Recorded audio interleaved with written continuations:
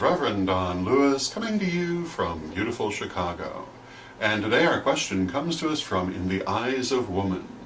And In the Eyes of Woman asks my opinion of having initiations in multiple traditions. And the first thing that I would say to this is that it's not unusual for people to have initiations in multiple traditions, and I've known many very respectable people who do so. I personally think it's a good thing because I think that the worst mistake you can ever make is thinking that there isn't more that you can learn. Everyone we meet, every situation we encounter, everything there is has something it can teach us. And a person who has multiple initiations is a person who has remembered that at no point do they ever know everything, and there's always something else to learn. The different traditions have different approaches to many different aspects of the religion, many different aspects of spirituality.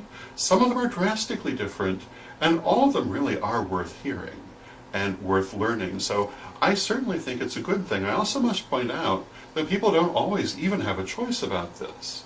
It used to be, and still is sometimes, that if you wanted to belong to a real-time group, you had to belong to whatever was geographically close to you.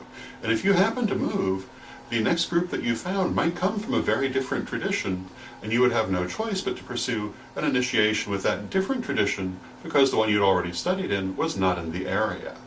So I don't see any problem at all with multiple initiations. I often have occasion to praise my primary teacher, Lady Crystal, and one of the reasons that I most often praise her is that when I achieved my 3rd degree, her primary advice to me was to remember that it was not a completion but a beginning, and that the journey of knowledge is always ongoing, and it is a very broad road. There is never a time we cannot learn something new, and it is always something that we should be striving to do.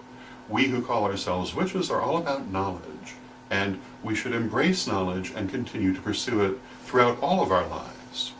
So, I hope that answers your question and also explains my reasoning, and until next time, may you blessed be.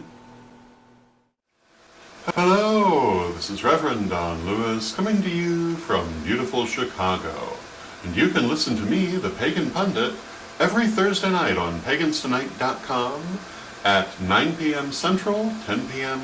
Eastern, when we talk about the witchness of the why, the nature of God, the universe, and everything, and pretty much anything you want to talk about because we're driven by listeners' questions.